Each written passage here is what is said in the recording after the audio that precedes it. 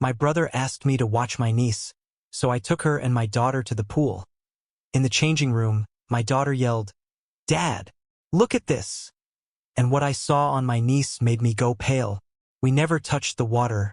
I drove straight to base. I was halfway through editing an interview about cartel-backed land theft when I heard the knock. Not a polite one either. It was frantic, like someone slamming their panic straight into my front door. When I opened it, my ex-sister-in-law, Rowan Hale, stood on my porch with her fists clenched, her eyes bloodshot, and her daughter Mira half hidden behind her leg. Rowan always looked like she stepped out of some high-end minimalist fashion ad, smooth blonde hair, clean lines, perfect posture. But tonight she looked cracked, like someone had taken sandpaper to the edges of her perfect life. "Elias," she hissed. "Where the hell is he?" I knew exactly who she meant. My little brother, Colton Hale. The man who used to follow me around with a toy camera when we were kids. The man who grew up to work 80-hour weeks at Hale and Merrick Capital and marry a woman like Rowan. Stunning, curated, terrifying. The man who, apparently, had gone missing. "He's not here," I said slowly. "What's going on? Did something happen?" Rowan laughed. Sharp, ugly, and shoved Mira forward. "Ask your niece what Daddy told her yesterday." Mira stared at me with huge, terrified eyes. She was only 7, but right then she looked older than me. I crouched down. "Hey, kiddo, what's going on?" She glanced at her mother like she needed permission to breathe. Rowan's jaw flexed. "Show him," and then Mira lifted her shirt. Bruises. Fresh ones. Old ones. Some so faded they were almost ghost memories. Some dark and new. They wrapped around her ribs like fingerprints someone never meant to leave behind. But it wasn't the bruises that made my stomach drop. It was the tiny brand on her hip. Perfect circle. White center. Red rim. I'd seen that mark before. On prisoners overseas, the kind who'd been punished for stepping out of line. I forced my voice to stay steady. "Who did this to you?" Myra's bottom lip trembled. Tears filled her eyes, but she didn't cry. She just whispered, almost soundless. "Daddy said I deserved it." Everything inside me went still. Too still. The kind of stillness I learned in war zones, the kind that comes right before you do something irreversible. Rowan kept talking, pacing, ranting about Colton disappearing, about an argument, about Mira flinching every time someone dropped a spoon. But all I saw were those bruises. That brand. That child standing on my porch like she expected lightning to strike her for speaking. "Where is he now?" I asked. "No idea," Rowan spat. He turned off his phone, packed a bag, left a note saying he needed space. Space from what, Elias? From parenting? From me? She shook her head, her voice breaking. Or from what he did to her? Mira tugged at my sleeve. Her whisper cracked something deep inside me. "Uncle Eli, please don't make me go home again." I stood. My voice came out low and cold. "You're not going anywhere near that house." Rowan blinked. "What do you mean?" I said, "if Colton did this, I'll find out. And if he's hiding, I'll drag him back myself." Rowan opened her mouth. Maybe to argue, maybe to protest. But then my phone buzzed violently in my pocket. Unknown number. Just 3 words. "You don't understand." Another buzz. Another message. "There's more." And then a third one, from the same number. "Check the storage unit." I stared at the screen, feeling the bottom drop out of my world. Because I recognized the number. It belonged to Colton. And he wasn't texting like a man on the run. He was texting like a man who wanted me to find something. Something he'd left behind. If you told me a year ago I'd be standing between my niece and the possibility of my own brother being a child abuser, I'd have laughed. Not because I thought Colton was perfect, far from it, but because he was the good one between the two of us. The kid who color-coded his binders. The guy who called our mom every Sunday. The husband who carried Rowan's purse without flinching because marriage is a team sport. Me? I was the mess. Combat vet turned documentary filmmaker. Divorced. Spotty sleep schedule. A garage full of equipment and unpaid parking tickets. Colton used to joke that I'd jump into the ocean to save a drowning stranger but forget to pay my power bill. He wasn't wrong. But Mira changed him. Or maybe she exposed what was already there. I don't know. What I do know is that when I first held her, this tiny little girl with a tuft of black hair and these huge silver-gray eyes, I felt something crack open in my chest. I never wanted kids of my own, but I loved that girl like she'd been carved out of my rib. She was sunshine. Pure, happy sunshine with a squeaky laugh and a habit of handing me rocks she thought were pretty enough for treasure. I watched Colton with her. I watched him adore her. So when he married Rowan, the kind of woman who could smile at you and make you feel like an inconvenience at the same time, I convinced myself it was fine. You don't get to choose your siblings' partners. You just hope they choose well. But I saw the shift over the years. The little corrections. The silent dinners. The way Mira stiffened when Rowan snapped her fingers. And then the bruises started showing up 2 years ago. Rowan blamed dance practice. Then the playground. Then growing pains. Which wasn't even a believable lie. I asked Colton. He brushed it off. Kids get hurt, Eli. You're overthinking it. Except I wasn't. And he knew it. I remember one night I came by unannounced. Mira had a cut on her lip. Rowan answered the door with this fake little gasp. Like she was shocked I'd shown up. Oh, she tripped over her dollhouse, Rowan said, lightly touching the mark. She's clumsy. Just like Elias used to be. Remember, Colton laughed too quickly, too loud. That was the first night I felt something cold curl into my gut. But I didn't push. I told myself it wasn't my business. Told myself I was the paranoid ex-soldier always seeing ghosts in corners. Then Colton started calling me at weird hours. Midnight, 3 a.m., 5 in the morning, always sounding exhausted. Always whispering. You ever feel like you're failing, Eli? Once he even said, you ever wish you could disappear before you ruin the people you love? At the time, I thought he was talking about work, stress, money, Rowan. I didn't think he meant something darker. I didn't think he meant this. Then 3 weeks ago, something happened. Something I didn't understand at the time, that now feels like a trigger point I ignored. He brought Mira to my place without Rowan. He stayed for 20 minutes. Never sat down. Checked the windows twice. Hugged Mira too long. And when he left, he looked back at me like he wanted to say something but swallowed it. That was the last day he acted like the brother I knew. Back on my porch, staring at the texts he just sent, I felt everything I'd ignored lining up like dominoes about to fall. There was more. And whatever he left in that storage unit, it wasn't going to be a forgotten box of baby clothes or tax returns. It was going to be the truth. The kind of truth that ends families. The kind of truth that ruins lives. I didn't sleep that night. Not even a minute.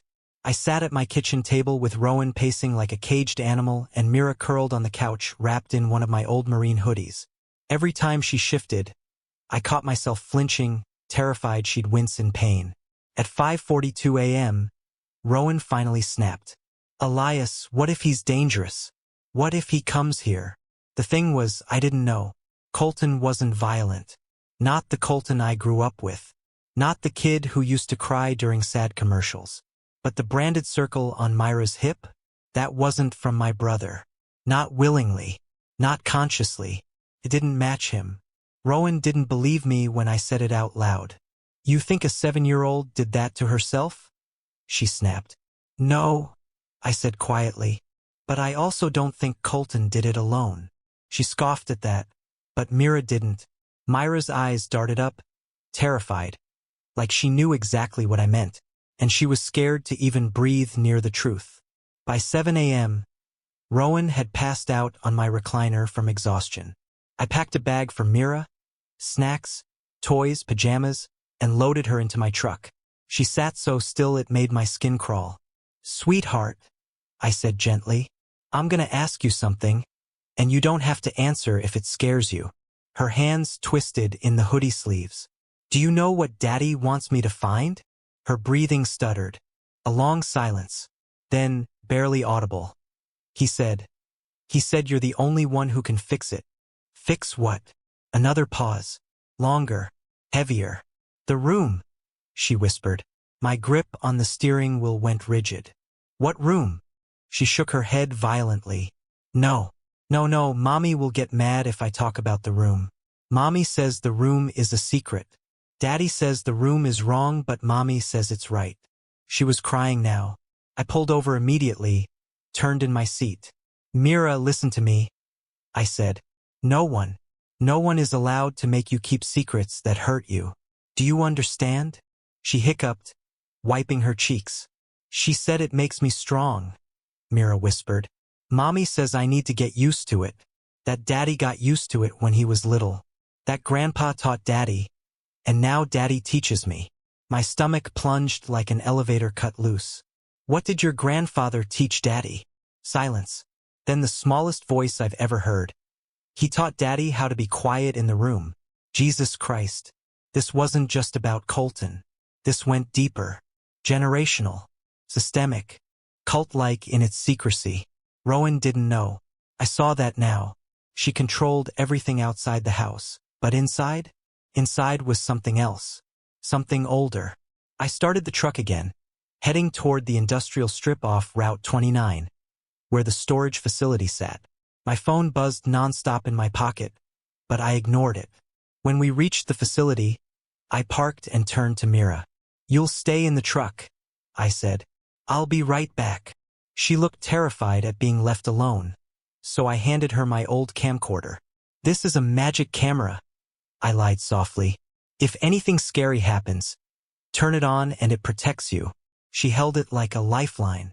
I walked across the lot, each step feeling heavier. Unit number 317. The lock wasn't broken. It wasn't forced. It was new, freshly installed by someone who expected me to open it. When I lifted the door, the metal groaned, and a cold, chemical smell rolled out. Bleach, rubber, something metallic. And then I saw it. A single chair bolted to the floor. A camcorder on a tripod. A ring light. A box of files. A small folded blanket in the corner. And on the wall, drawn in thick black marker, the exact same circle that was branded into Myra's skin. Only bigger. Much bigger. Inside the circle were 3 words written in shaky handwriting. I didn't do this. My phone buzzed again. Same unknown number. A single message. It wasn't me. It was her. I froze. Not Rowan. Not Colton. Her. The one none of us ever talked about. Our mother. And the instant I read that, someone stepped into the doorway behind me and said, Elias, you shouldn't be here. I spun so fast I almost slipped on the concrete. And there she was. My mother. Not how she looked in the old photos on my mantel, smiling, soft-eyed, holding a little boy with a birthday cake. No, this version of her looked carved out of stone. Her gray hair pulled tight, face hollow, eyes sharp like she'd been watching me for hours before speaking. Mom, I said, my voice raw. What the hell are you doing here? She didn't answer. She stepped inside the unit like she belonged there, like this room, this torture room, was hers. What is this? I demanded. Why is your symbol on the wall? Why did Colton say you were involved? She sighed, slow, controlled. I told him not to bring you into this. You've always been the impulsive one. A cold burn crawled down my spine. She wasn't confused. She wasn't scared. She was annoyed. Annoyed I'd shown up. Mom, Mira is covered in bruises. She has a brand on her skin. What did you do to my brother? To his daughter? To this family? Her expression didn't change. You were never supposed to see this room, she said quietly. This was Colton's responsibility, not yours. What responsibility? What are you talking about? She walked to the center of the unit, her hand gliding over the bolted chair like she was checking it for dust. Familiar, comfortable, like someone adjusting a favorite piece of furniture. This, she said, is where Hale discipline has always been taught. My heart hammered. What the hell does that mean? It means, she said, turning sharply, that your brother failed us, failed the lineage, failed the expectations your grandfather handed to me, to him, to this bloodline. I stared in disbelief. You're telling me this is some kind of tradition? She smiled, actually smiled. It's a system that works, she said. It made you strong. It made Colton stronger. It was supposed to make Mira strong too. My mouth went dry. No, I whispered. You're sick. You hurt us. You hurt him. And you were going to hurt her. Hurt? She repeated. No, I saved you. I saved both of you from becoming weak. Her eyes darkened. Colton couldn't do what was required. He broke. He tried to hide my work with Mira. He tried to escape. And now you're here ruining everything. My chest felt tight. I took a step back. So the brand, the bruises, all of it? Yes, she said simply. Corrective instruction. You remember your instruction, don't you, Elias? The room spun. The cold basement. The locked door. The circle on the wall. Me, 10 years old, holding my breath so I wouldn't scream. Memories I'd buried so deep they'd calcified suddenly cracked open. You said I imagined that, I whispered. You said I dreamed it. You needed to believe that, she said. For your own good. My knees almost buckled. I grabbed the wall to steady myself. Colton remembered, she continued. That's why he tried to run. Tried to expose me. Tried to break the chain. But I stopped him. My head snapped up. What did you do to him? She looked at me calmly, like she was discussing the weather. He's alive, she said. For now. But he made things complicated. My pulse slammed so hard I felt it in my teeth. Where is he? A small, chilling smile tugged her lips. You'll see him soon, she said. But first, she reached behind her coat, and I realized too late. My mother was holding a taser. High voltage. Military grade. The same kind we'd used overseas to stun insurgents. We need to have a conversation, she said quietly, about your role in the family tradition. I backed up toward the door, but she stepped between me and the only exit. You're not leaving, Elias, she whispered. Not until you remember who you really are. And then she lunged. When my mother lunged, everything in me, every old instinct, every combat-honed reflex, snapped awake. I didn't think. I moved. I twisted sideways just as the taser cracked through the air, the electric snap lighting up the storage unit. It skimmed past my ribs, close enough that my whole side tingled, but not close enough to drop me. Elias, she barked, like I was a child again. Stop fighting. Not a chance. I shoved the tripod at her. It wasn't a real weapon, but it bought me 3 seconds, enough to bolt through the doorway. I sprinted toward the truck, lungs burning, heart exploding in my chest. When I reached the cab, Mira was already crying, gripping the magic camera to her chest. Uncle Eli, it's okay, I said, shoving the door open. We're leaving. I peeled out of the lot so fast the gravel spit behind us. My hands were shaking so badly I almost missed the turn onto Route 29. Was that Grandma? Mira asked, voice trembling. I swallowed hard. Yeah, sweetheart. It was. Is she mad? She's dangerous, I corrected. But I won't let her touch you. Ever. A beat of quiet. Then Mira whispered. She said Daddy was bad for trying to stop her. The steering wheel creaked under my grip. I needed a plan, and I needed it fast. I parked in a grocery store lot, far from any cameras. Rowan still slept in my recliner back home, clueless about the nightmare unfolding. My mother was out there with a taser and a lifetime of secrets she'd kept buried. And Colton, my little brother, was missing somewhere inside that tangle of lies. I needed backup. Not cops, not yet. Not with the Hale name being what it was in this town. Not with the tradition my mother mentioned. If it was as sick as I now suspected, there were people who'd help her make it disappear. I pulled out my phone and made a call I hadn't made in years. Elias Hale, a gruff voice answered. Well, I'll be damned. Thought you swore you'd never need my retired ass again. Vic, I said, exhaling for the first time in what felt like hours. I need help. Victor Marrow, former Force Recon, my old team lead, a man who saw evil up close and didn't blink. The only person I trusted with something this twisted. You in trouble? He asked. Family trouble, I said. Serious, dangerous, and complicated. You hurt. Not yet. You armed. Not enough. He made a low sound. Where's the kid? With me. A pause. Then, you want extraction? No, I said. I want intel, containment, and I need to find my brother. Ah hell, he muttered. What did the boy get himself into? I looked at Mira in the rearview mirror. She watched every word, holding her breath. It's not what he did, I said quietly. It's what was done to him, to both of us. That silenced even Vic. Finally he said, text me your location. I'll be there in 2 hours. I hung up and turned to Mira. Sweetheart, I said softly, I'm going to ask you something hard. Her eyes welled, but she nodded slowly. When Daddy said the room was wrong, did he ever tell you where he went when he disappeared, or why he ran? She hesitated. Then, he said he found a box he wasn't supposed to open. A cold weight dropped into my gut. What box? She pointed at the back of my truck. The one in your garage, she whispered. The one Grandma told you to burn. My heart stopped. What box, Mira? It has a number on it. Daddy said it was the first room. I froze. I knew exactly which box she meant.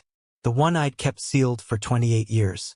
The one I never opened because I wasn't strong enough to face what was inside. The one my mother had screamed at me about the night Dad died.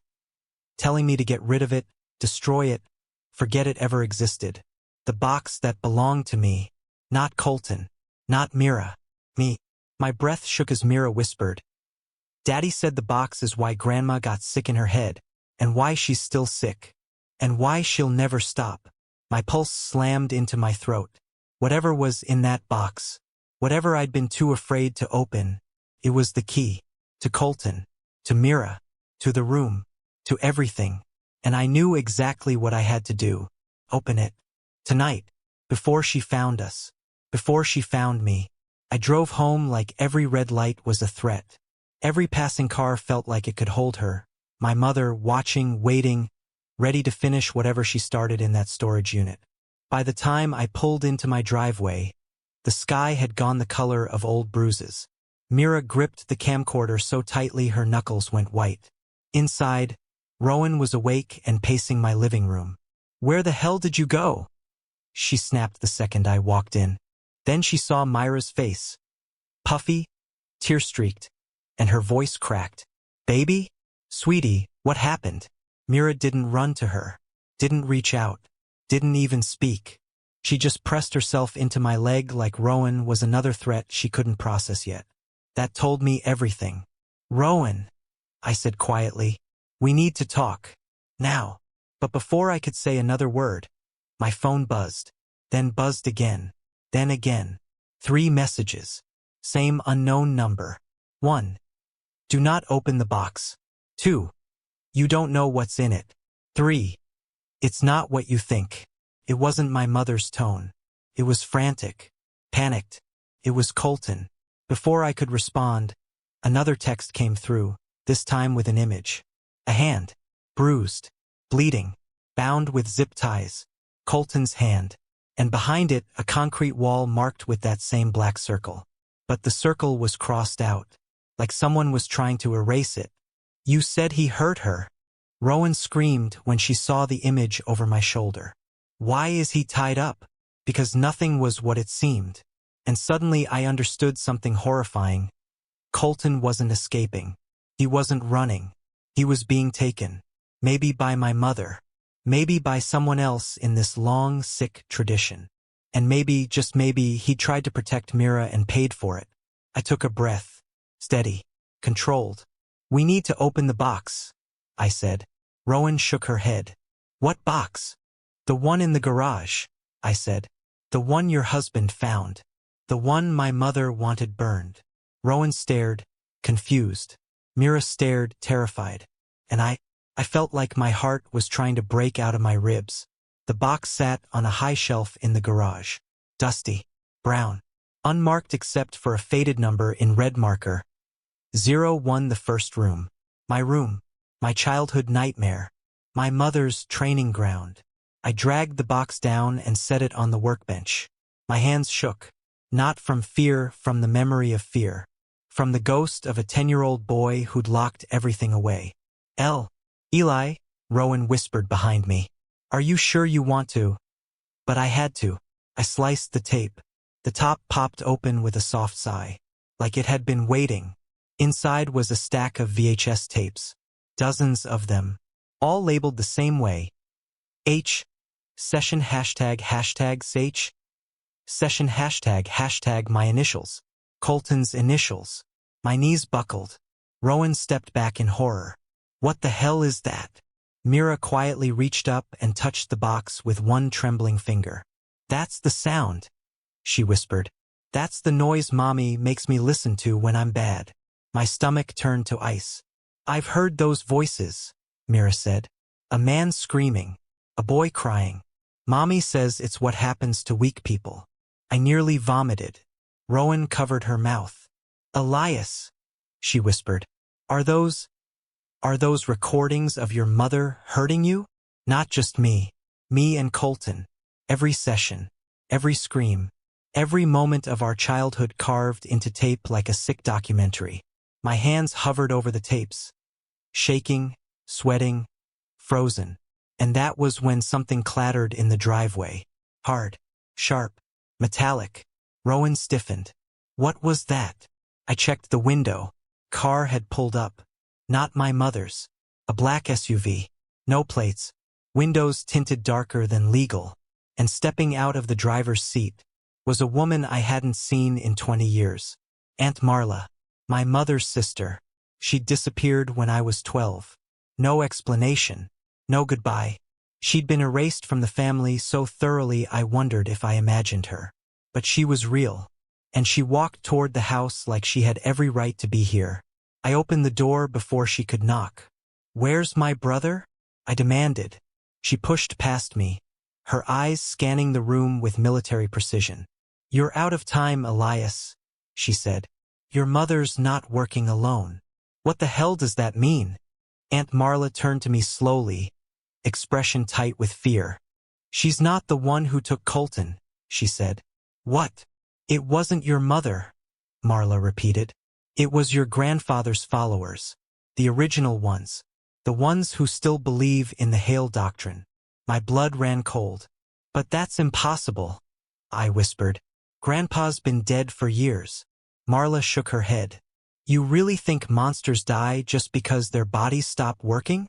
She looked at Mira, bruised, shaking, clinging to my hoodie. They're coming back for her, she said, for the next Hale heir. And if we don't move now, you'll never see Colton again. Aunt Marla didn't blink when she said it, didn't soften it, didn't ease into the horror. She just stared at me with the tired eyes of someone who had survived this family longer than anyone had a right to. I swallowed hard. Explain. Now. Rowan hovered behind me, one arm protectively around Mira, who was still clutching the camcorder like a shield. The tapes were spread across my workbench like physical proof of every nightmare I'd shoved into a locked corner of my mind. Marla stepped closer, her voice low and razor-sharp. You think your mother is the architect of all this? She asked. No, Elias. She's just the last obedient disciple of a man who built an entire belief system around pain. My skin iced over. Grandpa, I whispered. Warren Hale, Marla said. Your grandfather founded the Hale Doctrine in 1968. He called it the discipline line. Sound familiar? It was a phrase I'd only heard whispered by my mother when I was small. During the nights she dragged me into that circle in the basement.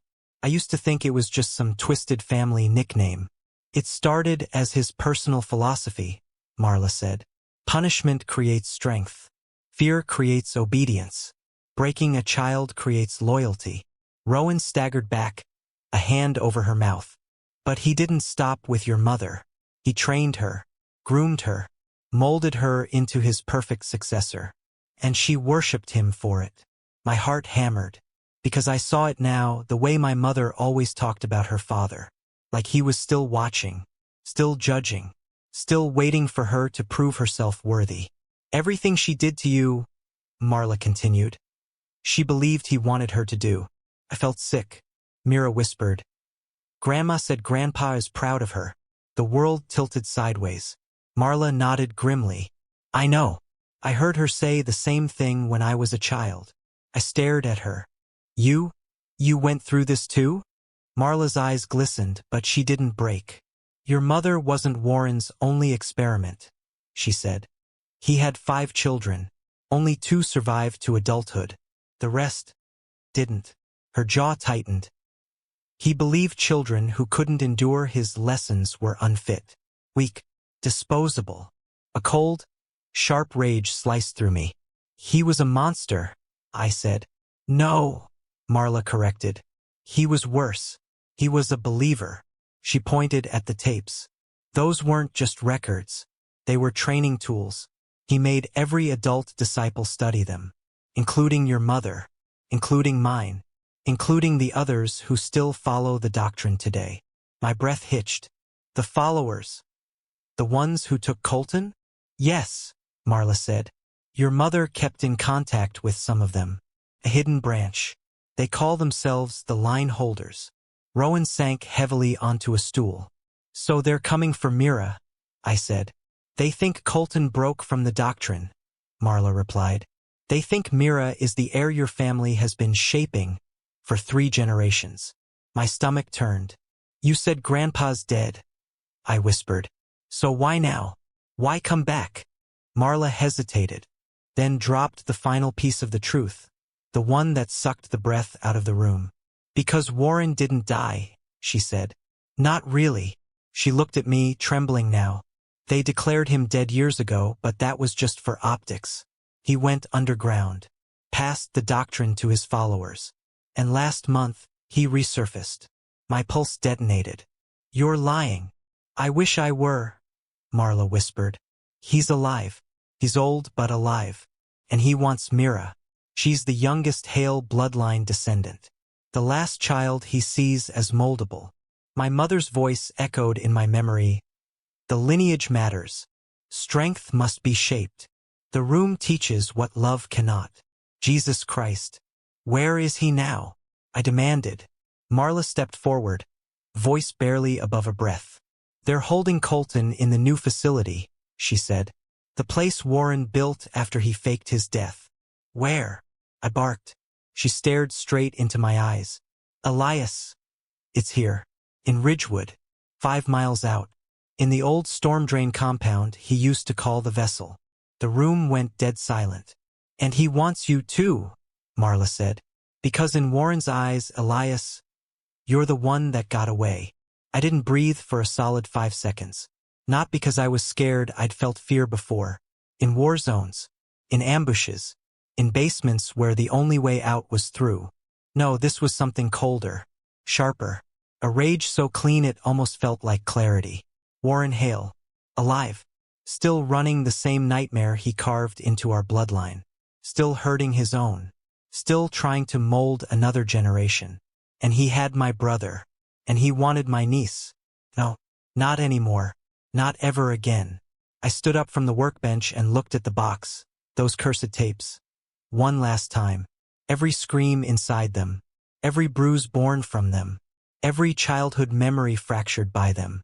I wasn't afraid of the box anymore. I was done letting their doctrine own me. I turned to Marla. Can you get us in? She nodded once. I know the back tunnels. I can get you within 30 feet of the holding room. But once we cross that line, it'll be a war. Good, I said. I'm done hiding. Rowan's voice trembled. What about Mira? I knelt in front of my niece. Her small hands balled into fists in my old Marine hoodie. You want to know what strength is? I whispered. She nodded, tears gathering. This? I said softly, brushing her cheek. Not what they did to you. Not pain. Not fear. Strength is choosing to fight the people who hurt you. Her lip trembled. I'm scared. Me too, I said honestly. But we're going to fix this. And when it's over, you never have to see any of them again. She threw her tiny arms around my neck and sobbed. I hugged her back until her shaking stopped. Then I stood, grabbed the camcorder out of her hands, and pressed it into Rowan's. Take her to Officer Victor's cabin, I said. He'll be there by now. Don't stop. Don't talk to anyone. Don't open the door unless it's me or Victor. Rowan's voice broke. Elias? You were blind, I said. But not complicit. You love her. Protect her now. That's your job.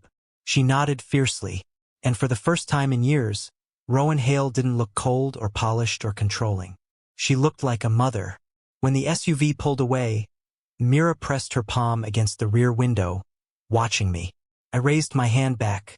Then she was gone, and it was just me and Marla. The storm drain compound wasn't abandoned like I remembered from childhood. New locks, new lights, fresh tracks in the dirt. They'd been using it, actively. We moved through the lower tunnels, the air cold and stale. Marla led the way with the confidence of someone who'd survived these halls and memorized every shadow. When we reached the inner chamber, I heard it. A groan. A familiar voice. Colton, I breathed. Marla pressed a hand to my chest. Careful. There are guards. I peeked around the wall. 2 men. Both tall, both with the same dead-eyed stare, followers. Doctrine men. Trained in obedience. And tied to a metal beam in the center of the room. Colton. Beaten. Bruised. Barely conscious. But alive. I felt something inside me snap. I didn't wait for Marla's signal. I moved. It wasn't clean. It wasn't pretty. It wasn't tactical or controlled. It was personal.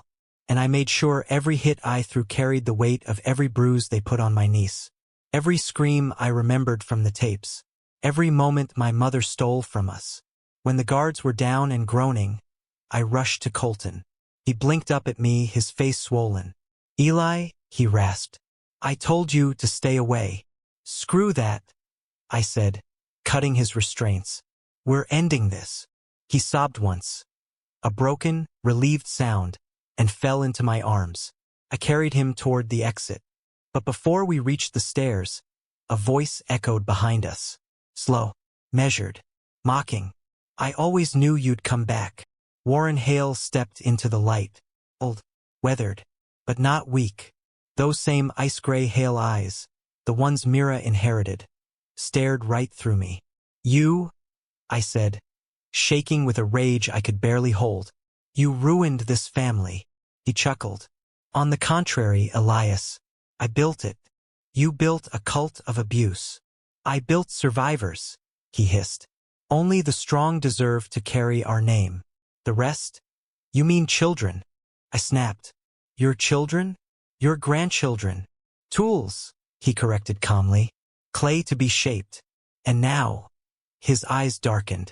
I want the girl back. Something inside me went volcanic. No, I said.